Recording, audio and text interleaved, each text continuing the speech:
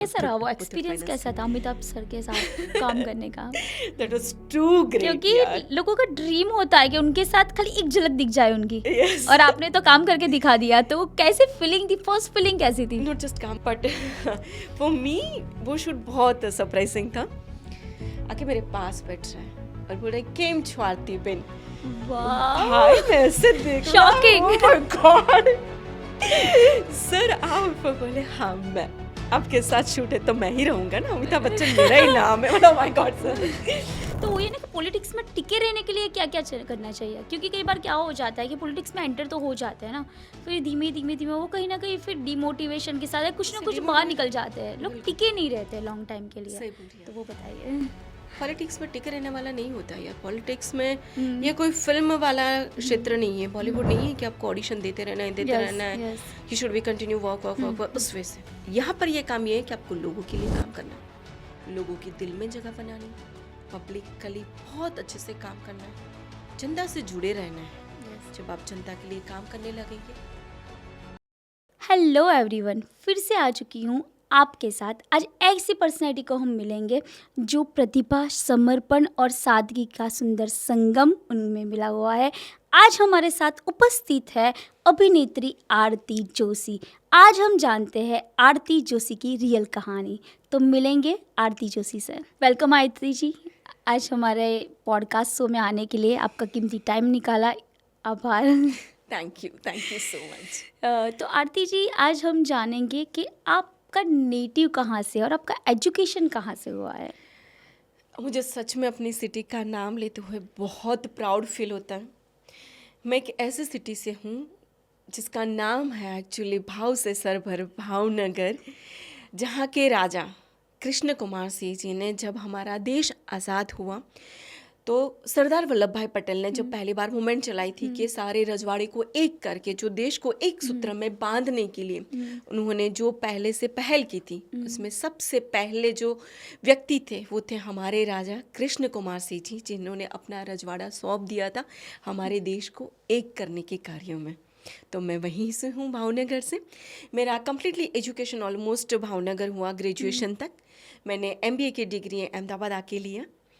तो हाँ, मेरा schooling and education Bhavnagar and Ahmedabad दोनों जगह पर हुआ है. आरती जी, आपने कैसे सोचा कि मुझे एक्टर बनना है? आपकी शुरुआत कहाँ से हुई? बहुत पता है नॉर्मल सी बात है. एक्चुअली मैं अपने बेस से बताऊँ ना तो मैंने गोबर लेने से शुरू करके मतलब मेरी लाइफ, मैं एक फार्मर की बेटी हूँ, मेरे पापा प्रिंसिपल भी. भावनगर के पास में एक गांव है, हम लोग प्रॉपर वहाँ के भाड़ी पड़वा जिसे कहते हैं. सो हम खेडूत भी हैं, लाइक फार्मर, हमारी खेती बाड़ी सारी चीज़ थी. तो उस टाइम पे गोबर उठाने से लेके एक्ट्रेस बनने के बाद रेड कारपेट तक चलने का मैंने सफ़र तय किया है. मीन्स हम कहते हैं कि गोबर उठाने से शुरू करके रेड कारपेट तक चलने का सफ़र मैंने तय किया है अब तक. बॉलीवुड में मैं आई 2016 में सर्टेन एज के बाद. Actually that was not decided पहले, बट ये पता नहीं कब कहाँ क्या क्लिक कर जाए. बिफोर दैट आई वॉज, जब तक मैं मुंबई नहीं गई थी, I was use to like सीरियलें देखना, ये वो ड्रामा वामा इन सब कुछ. मैं बहुत शौकीन थी, मुझे देखना बहुत पसंद था.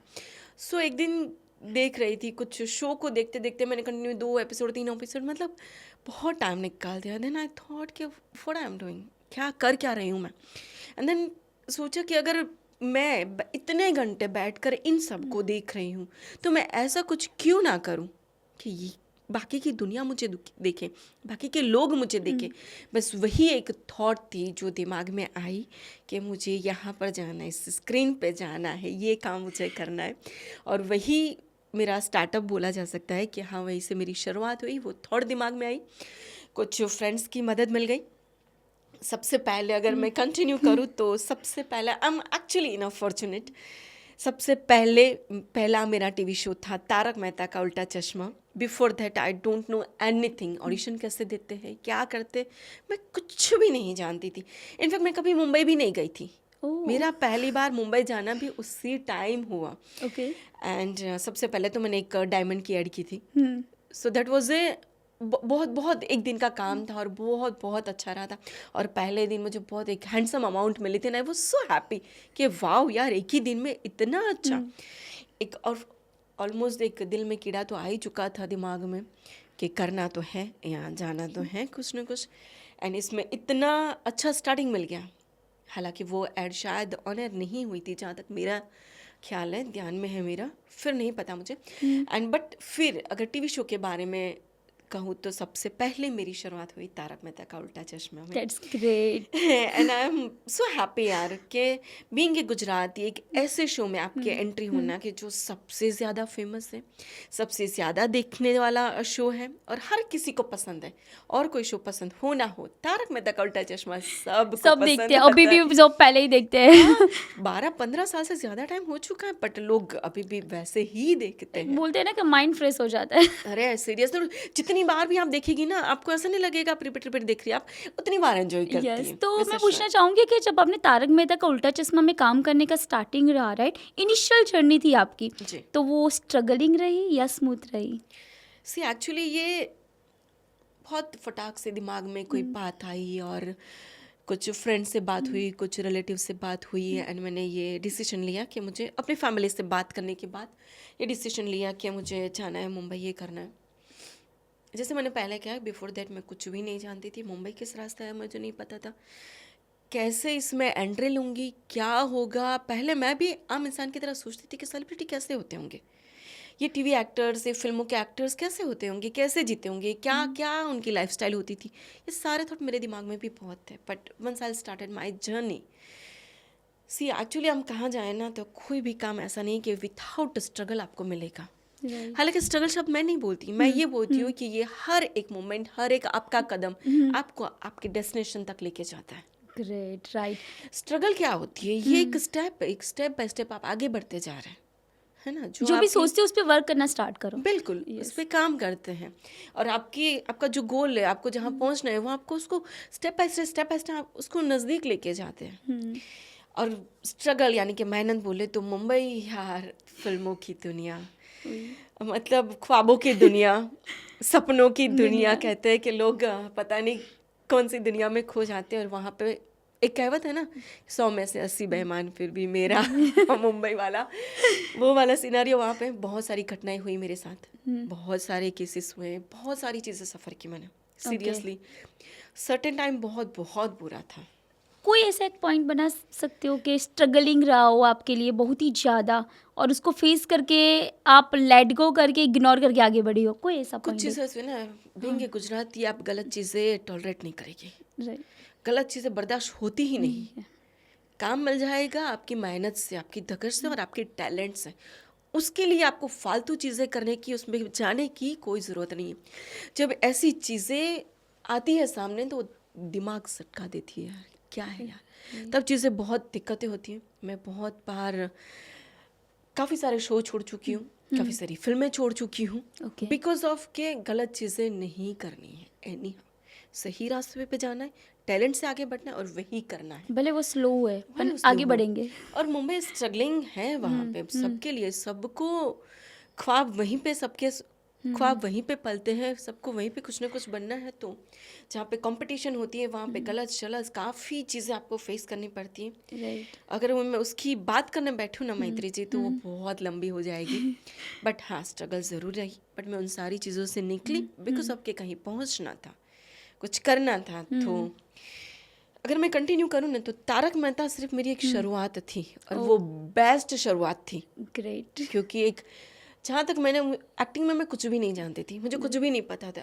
ऐसे में पहले ही मैं मुंबई जा रही हूँ और पहले ही मेरी एंट्री होती है तारक मेहता का उल्टा चश्मा में। Wow, that's great. Seriously that was too great. और मैं फेमस भी ऐसे ही हुई कि तारक मेहता के उल्टा चश्मा से फेम, तारक मेहता के उल्टा चश्मा फेम। उसके बाद मैंने बहुत रिबीनें काटी, सडनली सेलिब्रिटी बन गई। यहाँ से जाने से पहले जो मेरा फ्रेंड सर्कल थे, मेरे सारे रिलेटिव्स, फ्रेंड्स, वो हमेशा बोलते थे मुंबई जाना है, अकेली रिकवर होगी वहाँ पे तो ये होता है, वहाँ पे तो ये होता है, जिससे बहुत एक मेंटालिटी होती है ना। मेंटालिटी होती है। एंड हमारे गुजराती में तो आप जानती है कि कुछ ज़्यादा एक गॉसिप पे होती है, चीज़ें बहुत चली। बट मेरी फैमिली ने मुझे बहुत अच्छे से सपोर्ट किया, मेरा मनोबल बहुत दृढ़ था कि करना है, करके दिखाएंगे। और बोले कुछ चीज़ें आप बोल के जवाब नहीं दे सकती, आप अपने काम से जवाब दीजिए। तो जब मेरा पहले ही जाते ही शायद 10 दिन के अंदर ही सबसे पहले जब तारक मेहता के उल्टा चश्मा में जो मेरी एंट्री हुई है, यू कैन इमेजिन, जो लोग मेरी बुराई करते थे, बहुत गलत शब्द बोलते थे, सबसे पहले उन्हीं के कॉल आए, आरती घर कब आ रही है, वाओ। कब आ रही है। मैंने अपने सब रिलेटिव्स को बुला के रखे, प्लीज आ जाओ, मेरे बच्चे, मेरे फ्रेंड्स, सब लोग बोला को ना तुम्हें आज मिलना के है। एक नॉर्मल पर्सन की कोई वैल्यू नहीं होती, नहीं मतलब जैसे होती। बॉलीवुड एक्टर आरती बन गई तो या- सक्सेस, हाँ। सक्सेस आपको कितना इम्पोर्टेंस बताती है। बिल्कुल। तो वो चीज़ हुई, तो मतलब आपका काम, मेरा यही हमेशा मानना है कि बोल के नहीं, काम करके जवाब दो। फिर वो बहुत क्या बोलते हैं कि लकी रहा मेरे लिए वो शो। उसके बाद मैंने ये है मोहब्बतें की, and like think back to back 30-35 सीरियलें की। ओके। कभी कभी तो एक साथ 2-2 शो कर रही थी मैं। ओ। तो वो इस लोग डेट एडजस्ट कर लेते Yeah, हैं, उस टाइम yes. बहुत सही रहा था। एडवर्टाइजमेंट बहुत अच्छी रही, चीज़ें बहुत सही सही गई आपने यार। काफी सारी एड्स भी की है ना? हाँ, एड्स तो मैंने बहुत किए ना। Yeah. आई लव एड्स यार। और it's just one days work and you will get paid well. Wow, it is and good. And ऊपर से आप छाए रहते हो, और मुझे Yes. अच्छा लगता है। और एडवर्टाइजमेंट क्या होती है, आपके एक्सप्रेशन आपको सर्टेन मोमेंट में दिखाने।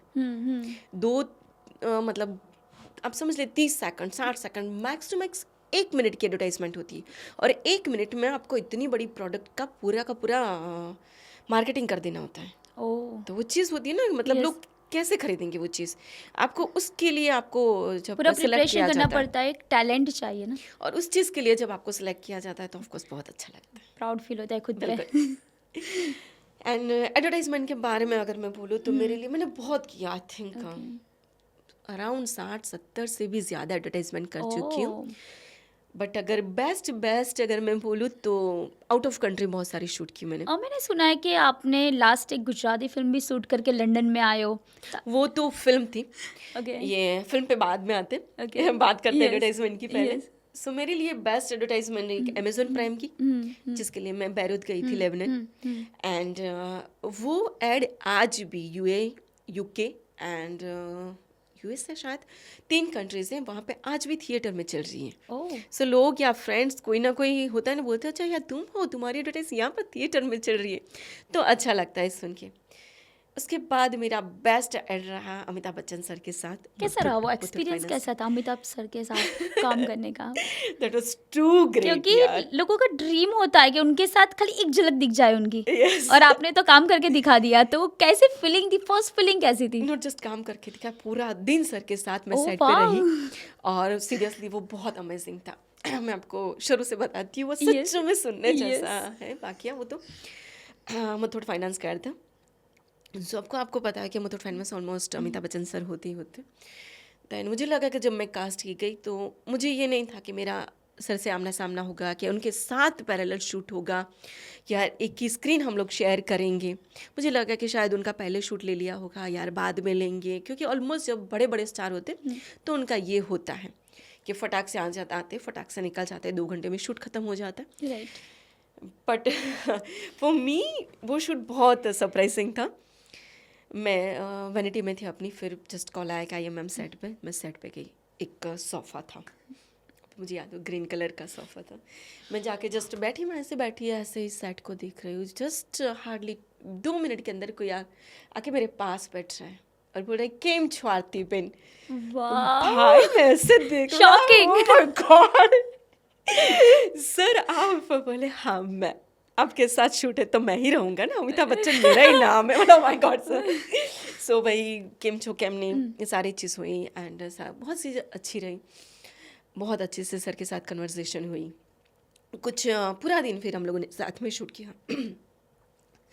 कुछ ऐसी बातें हो रही थी बीच बीच में।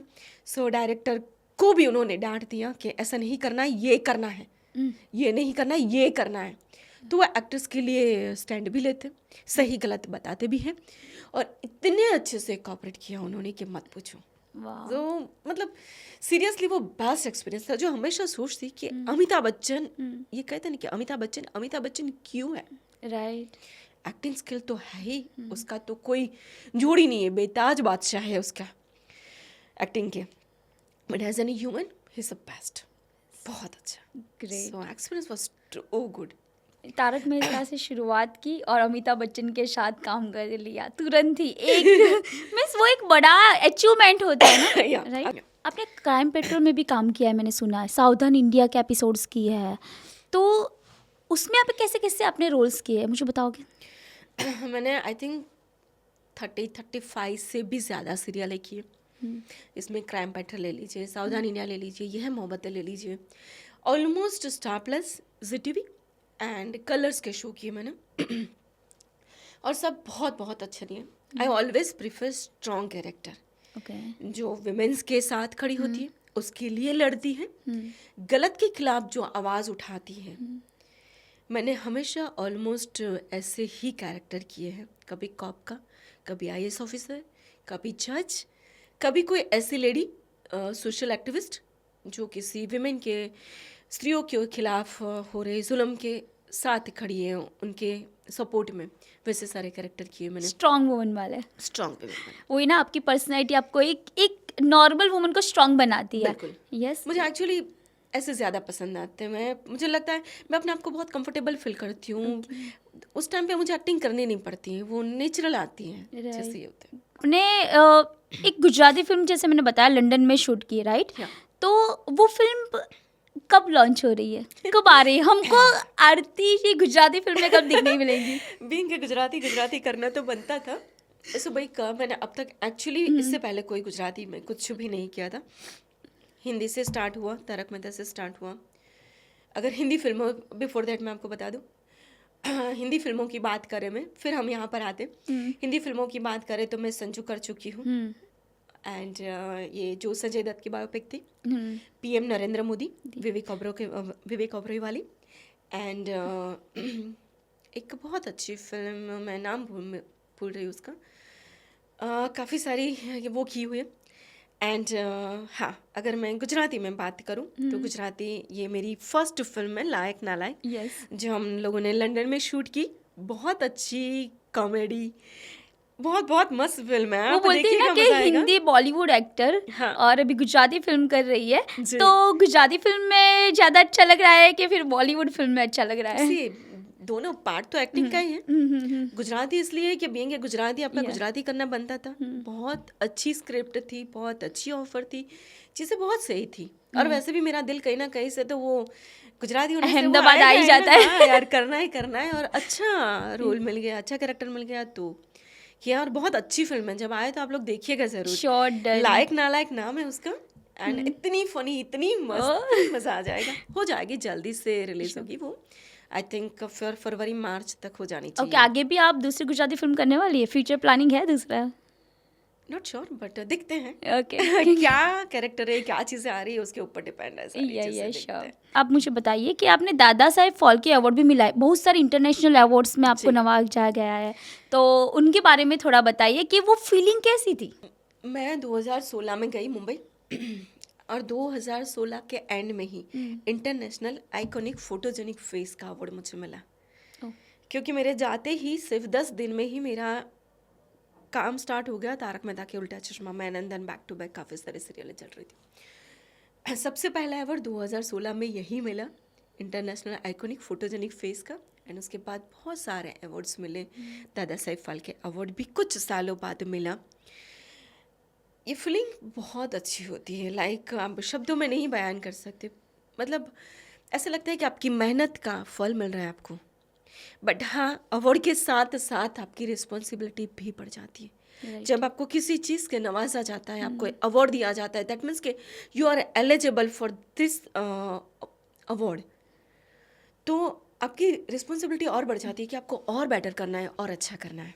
तो बोले ना, आपने नरेंद्र मोदी फिल्म की, जैसे आपने बताया, हमारे देश के बड़ा प्रधान है ना, तो उनके लिए एक फिल्म करना आसान तो नहीं है, राइट? बिल्कुल, बिल्कुल। तो जब वो आप फिल्म कर रहे थे, तो क्या आपको ऐसी फीलिंग आ रही थी कि भाई नरेंद्र मोदी जी की फिल्म करिए, थोड़ा ऐसा डीमोटिवेशन या कुछ ऐसा कि भाई कैसे कर पाऊंगी, अच्छा होगा, सही होगा, कुछ भी इसके बारे में थोड़ा बताइए हमको कि क्यों आपको ये आया कि मुझे मोदी जी के लिए फिल्म करनी है, वो उनके नाम से? मैं एक ऐसी इंसान हूँ ना कि जो 2 जीवित व्यक्तियों की बायोपिक पे काम किया है। Okay. एक संजय दत्त की, संजू में, and second PM Narendra Modi, Vivek Oberoi वाली। जब मुझे इसकी ऑफर आई I was so happy. Oh, मैं अपने आप को भाग्यशाली समझती हूँ कि मैं इस फिल्म में हूँ जो यस, हमारे देश के हाँ, बड़ा प्रधान के ऊपर ये फिल्म बनी, और एक ऐसे ऐसे क्रांतिकारी नेता जो पूरे देश की काया पलट करके जिन्होंने रख दी। अगर आपको उनकी फिल्मों में काम करना मिले, एक मौका मिलता है, तो ऑफ कोर्स के बेस्ट है। उनकी फिल्म में मैं पहले से जुड़ी रही। हम लोग जब उसकी रेकी हो रही थी, जो शूट हुआ गुजरात में बहुत सारा, यहाँ पर अहमदाबाद में भी हुआ, अक्षरधाम में जो आतंकवादी हमला वो वाला शूट भी हुआ। बहुत मज़ा आया, बहुत ज़्यादा। फिल्म करने से पहले मैंने बहुत ज़्यादा सर की बायोपिक क्या उनकी पूरी बायोग्राफी पढ़ी मैंने, कैसे काम करते हैं, इतने बड़े देश को वो कैसे इकट्ठा करते हैं, कैसे एकजुट करके काम कर रहे, सबको कंट्रोल में करना, इतने अच्छे से काम लेना, इतने अच्छे से देश को चलाना, कैसे ऐसा मिरेकल कैसे होता है। तो उनके बारे में मैंने बहुत पढ़ा है। वैसे प्रिपरेशन भी इतनी करनी पड़ी होगी ना। मेरे फादर भी एक्चुअली आरएसएस में थे, ओह, तो थोड़ा सा वो झुकाव भी था। हम्म, जानती थी थोड़ी बीजेपी के बारे में, भाजपा के बारे में। तो एक वैसे भी एक एक्साइटमेंट था उस फिल्म में काम करने की, एक हैप्पीनेस थी, अलग सी हैप्पीनेस थी, एक अचीवमेंट लग रहा था कि मैं इस फिल्म में हूँ। तो प्राउड फीलिंग होगी ना। प्राउड फीलिंग होती है सबके लिए प्राउड फीलिंग है, क्योंकि मुझे भी अभी प्राउड हो रहा है कि मैं एक ऐसी पर्सन के साथ बैठी हूँ जो हमारे देश के वड़ा प्रधान की फिल्म लेकर के आ चुकी है। तो सो अच्छा लगा यार, बहुत बहुत एक्साइटमेंट था, बहुत सही था। फिल्म भी बहुत सही थी, अगर आपने देखा होगा तो। जितना सर के बारे में बताया वो तो बहुत एक छोटा सा पार्ट था, बट इज अ ग्रेट, बहुत सही। आपने जो उसमें पार्ट किया नरेंद्र मोदी सर का, जी। एक पार्ट बता सकते हो अच्छे से एक्टिंग करके? या वो फिल्म एक्चुअली मुझे एक कोई और कैरेक्टर करना था, बट शायद वहाँ से प्रोडक्शन से ये कहा गया, लाइक प्रोड्यूसर का, कि मे बी कि ये कंट्रोवर्सी हो सकता है। पहले ऑफर थी एक्चुअली मुझे सर की वाइफ का कैरेक्टर करने का। फिर ये था कि शायद वो रहे ना रहे, थोड़ी सी वो, ये मैं फैक्ट आपको बता रही हूँ। उसके बाद फिर वो बरखा का ऑफर हुआ था।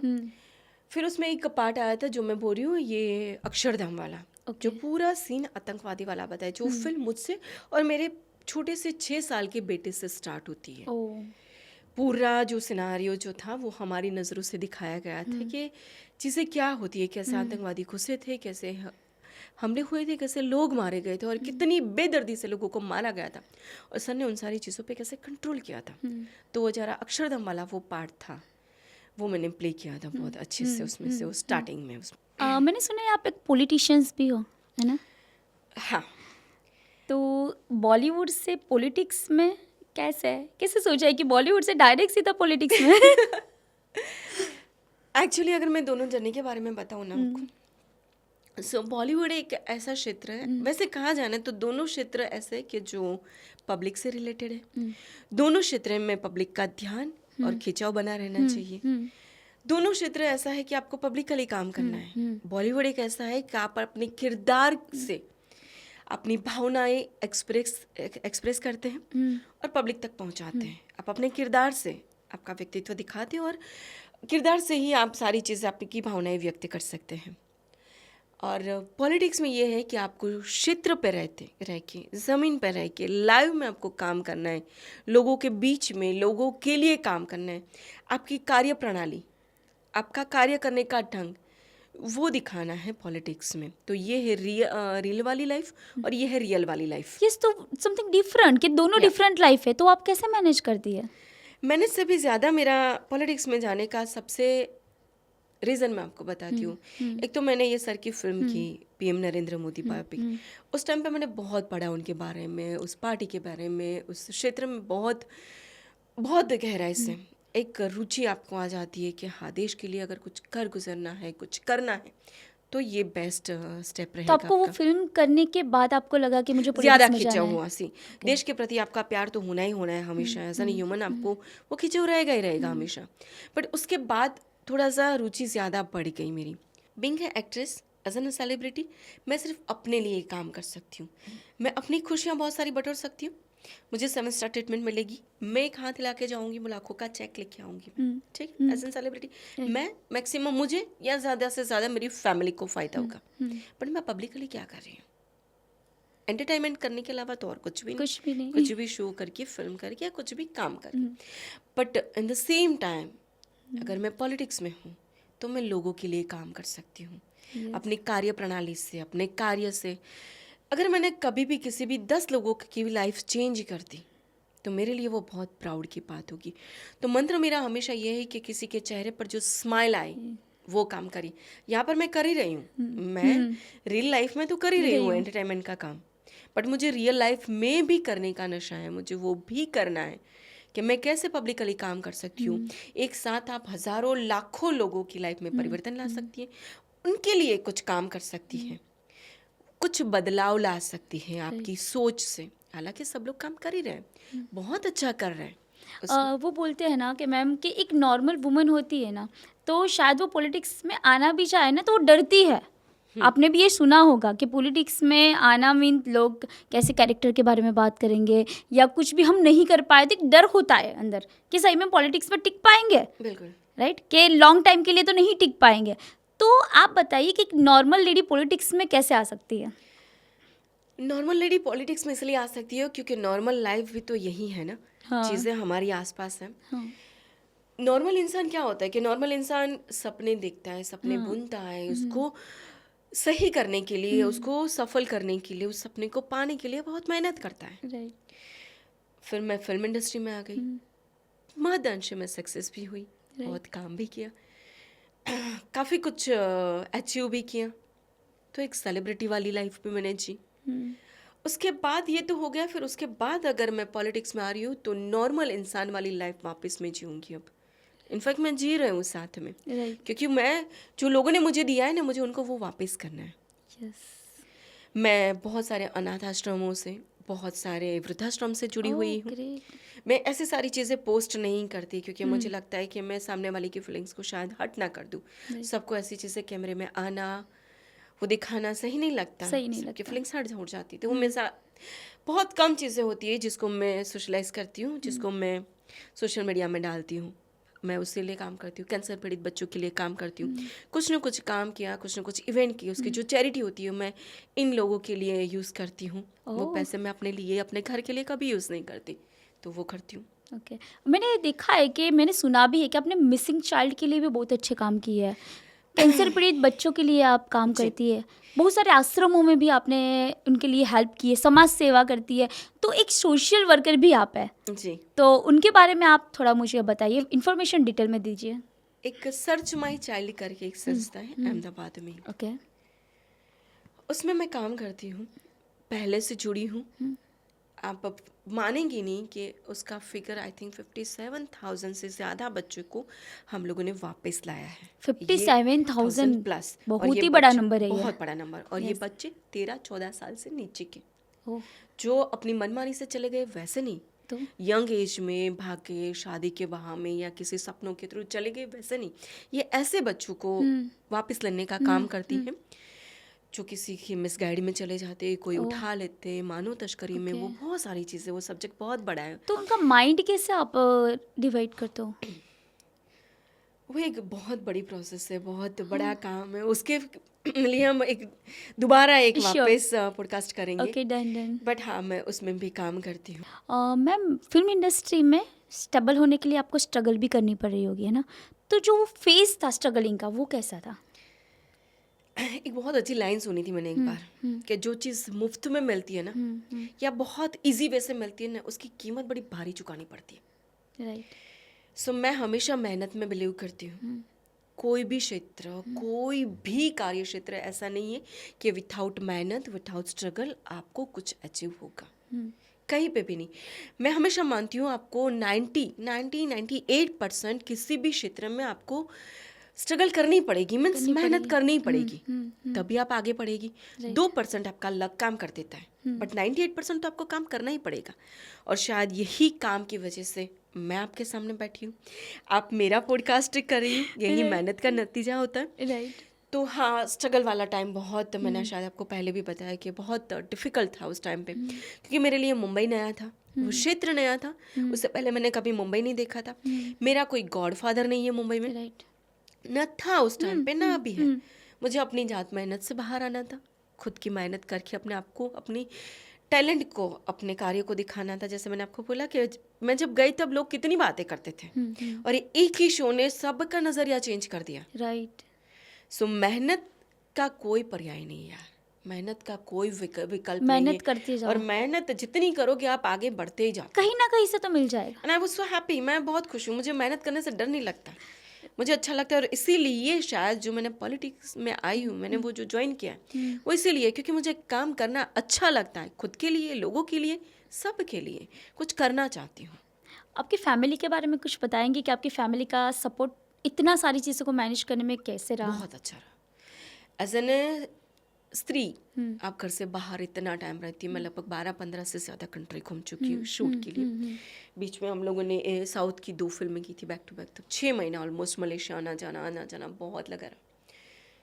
बैरूत गई, मतलब बहुत बड़ी बड़ी कंट्री, मतलब काफ़ी दूर दूर तक। लंदन थी अभी 1.5-2 महीना के लिए। बहुत ट्रैवलिंग रहता है, बहुत सारी चीज़ें रहती हैं, बट सीरियसली नसीबदार हूँ मैं कि मेरी फैमिली ने मुझे बहुत अच्छा सपोर्ट सबसे किया। बढ़िया सपोर्ट हस्बैंड का ही रहा होगा। हस्बैंड का रहा, बहुत सही वो रहा, एक मेन बहुत सपोर्ट बेस्ट होता है ना, मेन क्योंकि सपोर्ट रहता है। वुमेन्स के लिए हर हस्बैंड ऐसा सपोर्ट नहीं कर पाता है। और आपने भी देखा होगा कि हर एक वुमन में टैलेंट है, हर एक वुमन में स्किल्स है, बिल्कुल। पर वो कहीं ना कहीं बाहर निकल से कोई ना डरती है। बैकबोन चाहिए आपको, बैकबोन चाहिए। You need backbone, you need Yes, support. yes. जब आपके पास सपोर्ट होता है ना, तो ऐसा लगा लड़ लेंगे यार, हाँ, कर लेंगे। लेंगे, हो जाएगा पर सब। वही होता है और ना वैसे कि ही हो गया। हस्बैंड्स को भी समझना चाहिए कि अपनी वाइफ को बाहर निकाले, उनको जो करना है वो करने दे, है ना? हाँ, अब चीज़ें चेंज हो रही है, चेंज हो अब रही है। स्त्रियाँ बहुत ज़्यादा Yeah. इंडिपेंडेंट हो रही है, अपने लिए आवाज़ उठाना जी, सीख सीख गई गई है, है। गलत को शय नहीं नहीं देती, रही है। तो चीज़ें ऑफ कोर्स बहुत चेंज हो रही है। हम्म, सबसे ज़्यादा अगर हम बात करें, अगर अभी हमारी जो गवर्नमेंट है, बड़ा प्रधान श्री नरेंद्र भाई मोदी हमेशा बोलते हैं ना, स्त्रियों के डेवलपमेंट के लिए बात करते हैं, लीडरशिप के लिए बात करते हैं, आगे बढ़ो नहीं बोलते, कहते हैं लीडरशिप लो, हाँ। उसके लिए बात करते हैं। वो वही सारी चीज़ें जो आपको मोटिवेट करती है आगे बढ़ने के लिए। तो चीज़ें गलत होना काफ़ी बंद हो चुकी है, चीज़ें अपने लिए, स्त्री अपने लिए आवाज़ उठाना स्टार्ट कर दी है, तो Right. अच्छा चल रहा है। तो आप वुमेन्स एम्पावरमेंट के बारे में भी थोड़ा बताएं कि वुमेन्स को कैसे स्ट्रांग बनना चाहिए, मेंटल हेल्थ कैसे स्ट्रांग बनानी चाहिए, वो भी एक ज़रूरी है। बिल्कुल, डेफिनेटली ज़रूरी है। सी एक्चुअली आपके आगे ना बहुत सारी चीज़ें आती हैं, बहुत सारा कुछ फेस करना पड़ता है। एज ए स्त्री, एज ए वीमेन, तो कुछ ज़्यादा ही थोड़ा बहुत करना पड़ता है। करना पड़ता है। एवरीवन नोज, अगर मैं बोलूँगी कि स्त्रियों को कुछ भी फेस नहीं करना पड़ता, वो बहुत स्मूथ निकल जाती हो, तो वो गलत होगा यार, पॉसिबल ही ऐसा नहीं है। होता नहीं।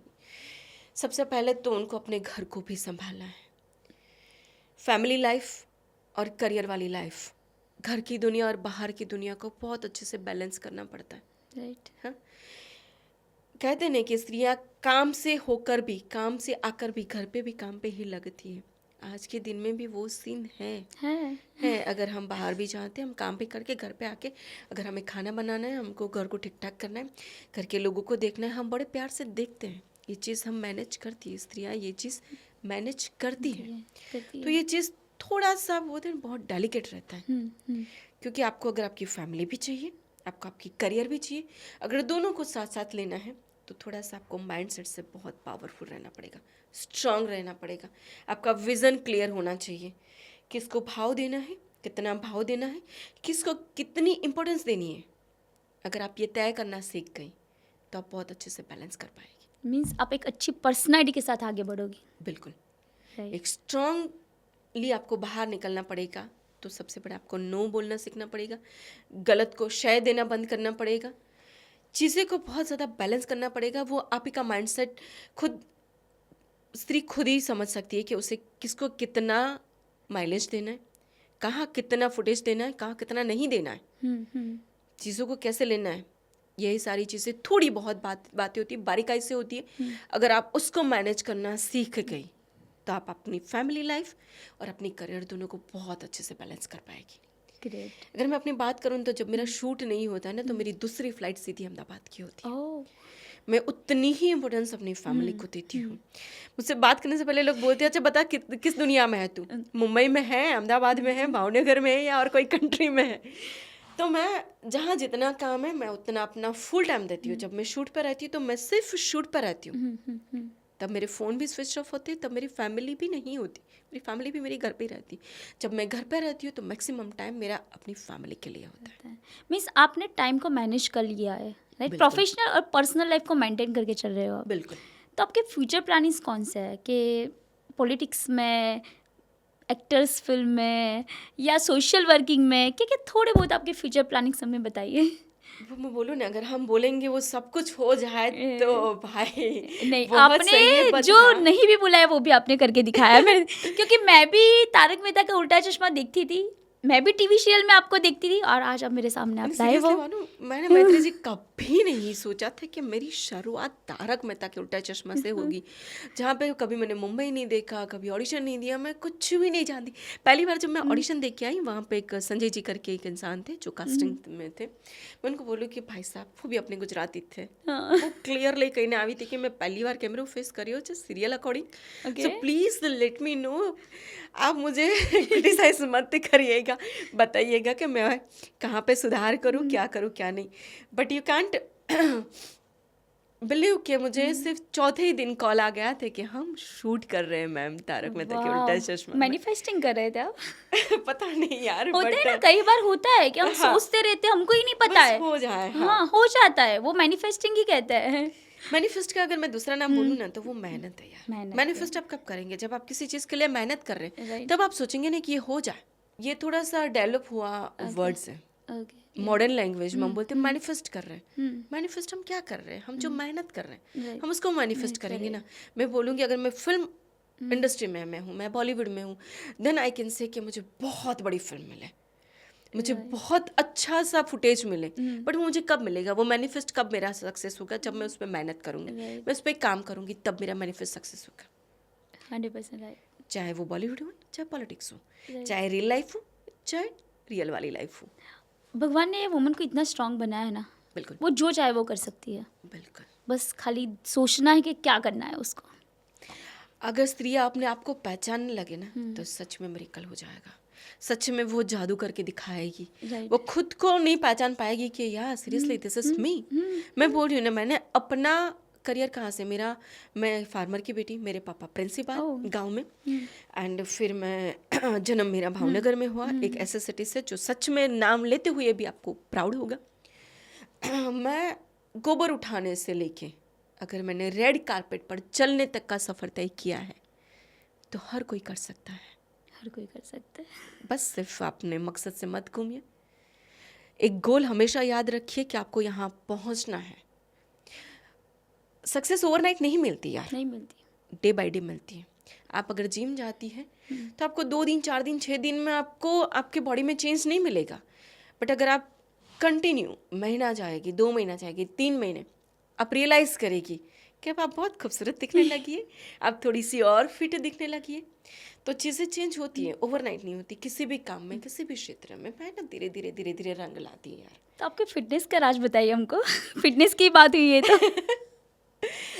हालांकि थोड़ा सा वजन बढ़ गया है, मैंने सोचा अब मैं वापस फोकस करिए, बस सेम वही जिस इंडस्ट्री में हूँ उसके लिए तो ये फिटनेस बहुत ज़रूरी है, जरूरी है। उस पर हमेशा फोकस करती हूँ।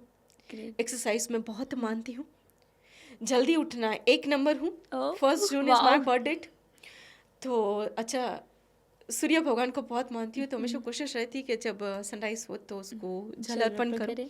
तो जल्दी उठना, वर्कआउट करना, 2-4 चीज़ें ना, उसको मैं बहुत स्ट्रांगली बिलीव करती हूँ। Okay.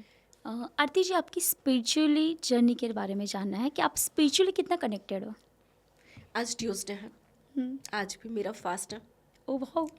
मैं बहुत मानती हूँ, श्रद्धा और विश्वास ज़रूरी है। जरूरी है। हम कैसे मानेंगे कि ये बहुत सारी, अभी एक बहुत अच्छी डिबेट आई थी, बहुत ज़्यादा चर्चा में थी, वो is God, does God is exist, right. क्या भगवान है? तो उस पर बहुत चर्चा हुई। अगर हम मानेंगे कि नहीं है तो सारी चीज़ें कैसे हैं? विश्वास में ही तो दुनिया कायम है यार। हम सो जाते हैं, उठते हैं, हम एज इट इज़ उठते हैं। हम जब सोते हैं हमें पता ही नहीं है कि हम सुबह उठेंगे कि नहीं उठेंगे, हमें कुछ नहीं पता, हम पूरा ब्लैंक हो जाते हैं, है ना? हम है कि नहीं, हमें कुछ नहीं पता। और जब उठते हैं तो वो श्रद्धा ही है, विश्वास ही। जितने मेरे कल हो रहे हैं, जो सारी चीज़ें हो रही है, वो श्रद्धा विश्वास पे ही है। बिल्कुल, मैं बहुत मानती हूँ, बहुत श्रद्धा है।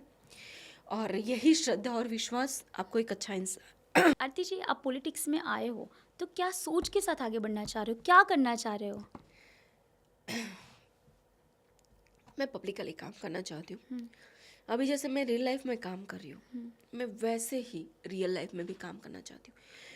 ये एक ऐसा क्षेत्र है ना, जब आप लोगों से जुड़े रहते हैं, लोगों के लिए काम करते हैं, तो ये चीज़ आपको बहुत हैप्पीनेस देती है यार। मैं जितने जितने सोशल एक्टिविटी में जितने भी जुड़ी हुई, या चाहे मिसिंग चाइल्ड की बात कर लो, अनाथ आश्रम की बात कर लो, कैंसर पीड़ित बच्चों की बात कर लो, हर जगह पर मैं किसी न किसी चीज़ों के लिए काम कर रही हूँ, किसी न किसी के लिए।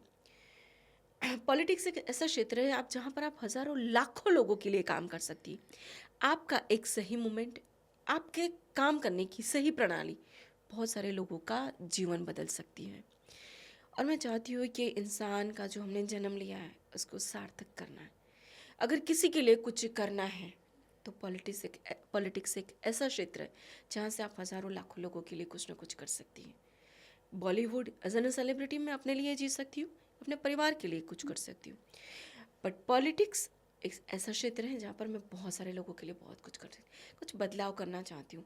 लोग कर रहे हैं, अभी बहुत अच्छा चल रहा है, पर जैसे सबकी सोच अलग अलग है, सब अपनी सोच के हिसाब से काम करेंगे, अलग अलग वे से काम करेंगे। वैसे भी मेरी भी कुछ सोच है, कुछ सोचा है, कुछ करना चाहती हूँ। मैं जिस सिटी से हूँ, मैंने बोला कि मेरे लिए नाम लेने में ही बहुत प्राउड फील होता है कि मैं भाव भरी नगरी, मेरी भावनगर मेरा जन्म स्थल है, वो भावनगर मेरा कार्य क्षेत्र है, जिसके राजा इतने महान रहे। हम किसी को 10 रुपया बिना मतलब के ना देंगे कोई? नहीं, हम बोलेगे राष्ट्र कि मुझे तेरा 10 रुपया दे दे, मुझे 100 रुपया दे दे, कोई कोई नहीं देगा? देता। नहीं देगा। इसने पूरा रजवाड़ा सौंप दिया भाई। ओह। उस थिंकिंग के लोग की सिटी से मैं हूँ। वो राजा, जो महान राजा जिसे कहते हैं कृष्ण कुमार सिंह जी, उस सिटी में मेरा जन्म हुआ है, तो ऑफ कोर्स कि अपनी सिटी के लिए कुछ करना चाहती हूँ, अपने देश के लिए कुछ बेहतरीन करना चाहती हूँ, कुछ मार के बल काम करना चाहती हूँ। यहाँ पर मैं हूँ जनरल सेलिब्रिटी वाली, बहुत लाइफ जी, बहुत एंजॉय किया, बहुत मस्त लाइफ की। अब कुछ रियल लाइफ में भी करना चाहती हूँ, लोगों के लिए कुछ बदलाव। ग्रेट। आप यंगस्टर्स के लिए बताओगे कि यंग जनरेशन को पॉलिटिक्स में आना हो तो कैसे आ सकते हैं? बहुत सही सवाल कहा है आपने। आना हो तो नहीं, मतलब आना ही चाहिए डे बाय डे। आप देखेंगे हमारे हर्ष संघवी जी, जो अपने डेप्यूटी सीएम है, बहुत कम एज के इंसान हैं आजकल। अपने बड़ा प्रधान श्री नरेंद्र भाई मोदी बहुत कम एज के लोगों को बहुत ज़्यादा वेटेज दे रहे हैं, क्योंकि वो भी बदलाव चाहते हैं। नए लोग आएंगे, नई थिंकिंग आएगी, नई सोच आएगी, परिवर्तन और ज़्यादा अच्छा और बेहतरीन आएगा। आज के युग का परिवर्तन आएगा। वो समझ पाएंगे कि आज की पीढ़ी को, आज के लोगों को क्या चाहिए। अगर मैं पहले की और अभी की बात करूँ कि लोगों की बदलाव में कैसे चेंज आता है, हमारे बुजुर्ग क्या थे, अगर आपको कोई कुछ भला बुरा बोल के जाएंगे तो बोले कि ठीक है, छोड़ दो, माफ कर दो, इट्स ओके, ठीक है, जाने दो ना।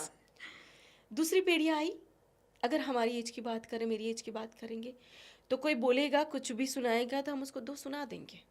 क्यों सुने भाई फालतू में, फिजूल में क्यों सुनना है? तो वो दो सुना देंगे उसको, वो चुप नहीं रहेंगे, जाने दो, छोड़ दे, वो माफ़ी वाला नहीं आएगा। अब जो नई पीढ़ी आई है वो थोड़ी और ज़्यादा एग्रेसिव आएगी और थोड़ा सा परिवर्तन के साथ आएगी। अगर उसको कोई कुछ सुना के जाएगा तो चार सुनाएंगे और वो हालत करेंगे, दोबारा वो सुनाने लायक नहीं रहेंगे। सही बात बताया आपने। तो परिवर्तन ऐसे आता है कि जो बोल रहा है उसी को चुप कराएंगे, वो नौबत ही नहीं आने देंगे। क्यों सुनेंगे, क्यों बोलेंगे भाई, बिना मतलब कि क्यों सुनना है, क्यों बोलना है? तो ये परिवर्तन है जो पीढ़ी दर पीढ़ी चल रही है।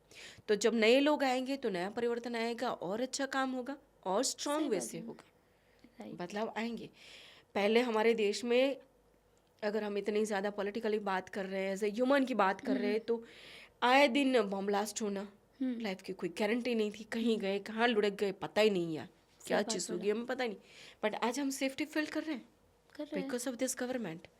जो इनिशिएटिव इन्होंने लिया है, जिस वे से काम कर रहे हैं, तो हम बहुत सुकून से ले रहे हैं, हम स्ट्रांगली फील कर रहे हैं। मैं भी दूसरी कंट्री में जाती हूँ शूट करने के लिए, शूटिंग के पर्पस वाला, बहुत प्राउडली हमें सब एंटरटेन करते हैं, बहुत रिस्पेक्ट के साथ अब दिखते हैं। पहले और अब में बहुत फ़र्क आ चुका है। हमारे मोदी जी ने बहुत सारी चीज़ें चेंज कर दी है। बहुत चीज़ें चेंज हो चुकी है। नक्सलवाद को ऑलमोस्ट ख़त्म कर दिया यार।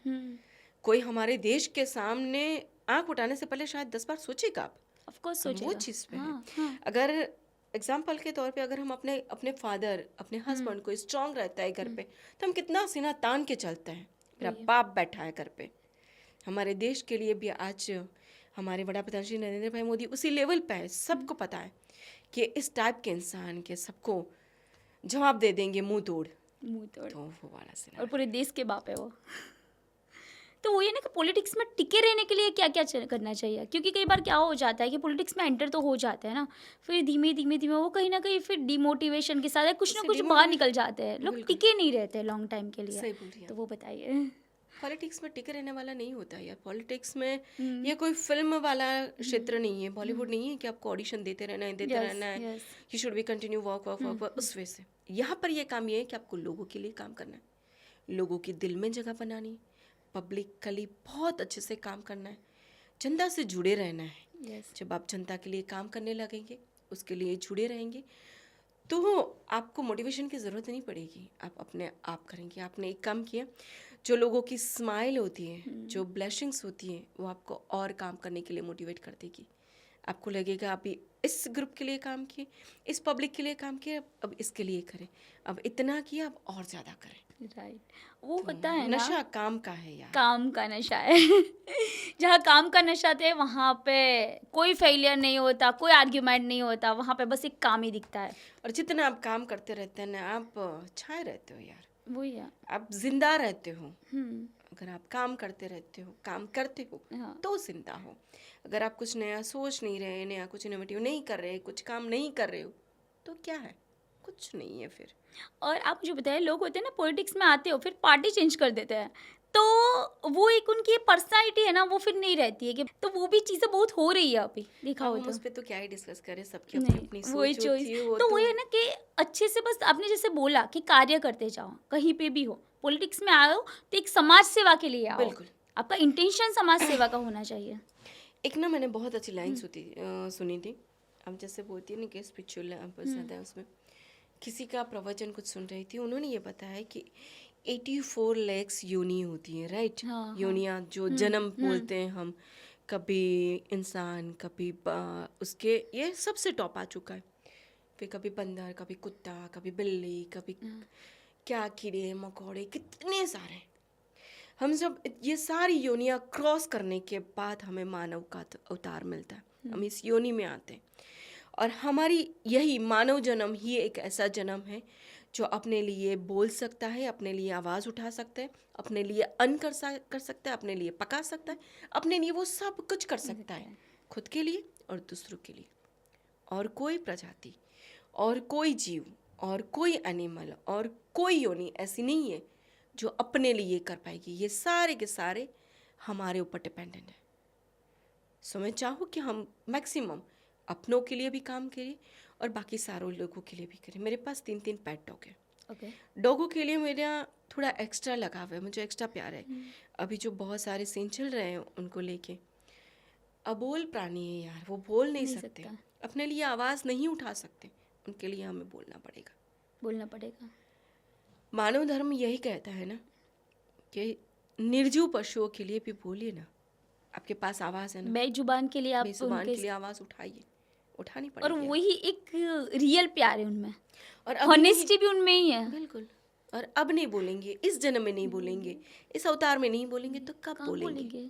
ग्रेट आरती जी, आपकी जर्नी बहुत ही इंस्पायरिंग है, हर एक वुमन को टच कर जाएगी। पॉलिटिक्स की बात करो, फिल्म इंडस्ट्री की बात करो, सोशल वर्कर की बात करो, हर जगह पे आपने सक्सेस मिली है, मेहनत करी हो और वही मेहनत के साथ आप आगे बढ़ रही हो। और हम सबकी, मेरे श्रोताओं की हमारी ब्लेसिंग्स है कि हम आपको अभी भी टॉप में देखना चाह रहे हैं जी। आपके सारे ड्रीम्स पूरे हो, हम सबके आपको ब्लेसिंग्स है। और कुछ आप हमारे श्रोताओं के लिए बोलना चाहोगी लास्ट में? श्रोता के लिए सिर्फ वही बोलूँगी जो मेरी थिंकिंग है। मेहनत का कोई पर्याय नहीं है, निरंतर मेहनत आपको ज़रूर सक्सेस देती है। शॉर्टकट हमेशा गलत होता है, गलत ही होता है। मैं पहले बोला ना आपको, जो चीज़ मुफ्त में मिलती है ना या बहुत इजी अवेलेबल हो जाती है, उसकी कोई वैल्यू नहीं हुई, उसकी कोई वैल्यू नहीं होती। मुफ्त में मिली हुई चीज़ की कीमत बड़ी भारी चुकानी पड़ती। कभी कभी आपका स्वाभिमान, कभी कभी आपकी इज्जत, सब कुछ दांव पे लगता है। सो मेहनत का कोई पर्याय नहीं है, लगे रहिए, अपना गोल फिक्स रखिए, डे बाय डे ज़रूर परिवर्तन होगा, ज़रूर सक्सेस मिलेगी। That's great, thank you Yep. So much. आपने इतने अच्छे से सब आपने रियल में बोला, जो भी हो आप हो नेचुरल हो, जी। और आपने आपकी रियल जर्नी हमारे साथ शेयर की। थैंक यू सो मच आरती जी। फिर से हम मिलेंगे एक बिल्कुल। नई मूवी की लॉन्चिंग के साथ हम Surely. मिलेंगे। बिल्कुल, बहुत सारी बातें रह चुकी है, बहुत सारी चीज़ें हमारी शेयर करनी बाकी है, पर डेफिनेटली दोबारा भी मिलेंगे। कुछ बातें उसके लिए भी रख दे Yes, सेकंड के लिए, ठीक है। थैंक यू सो मच मैत्री जी, आपसे वेलकम। मिलके भी बहुत अच्छा लगा। Thank thank you. यू। आरती जी, आपको द मैत्री पॉडकास्ट शो में आने के बाद आपकी फीलिंग कैसी रही है? आपका एक्सपीरियंस हमें बताइए, आपको कैसा फील हो रहा है यहाँ? बहुत अच्छा, सीरियसली बहुत अच्छा।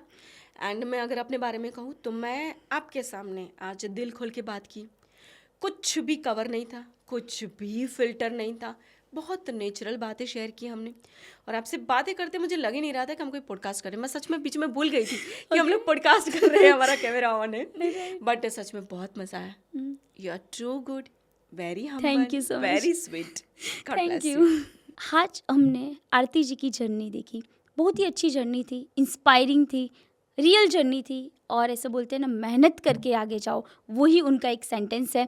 उन्होंने जो भी अचीव किया है मेहनत के साथ अचीव किया है, और वो पॉलिटिक्स में भी सक्सेस हुई है, वो सोशल वर्किंग में भी सक्सेस है, और वो समाज सेवा करती है।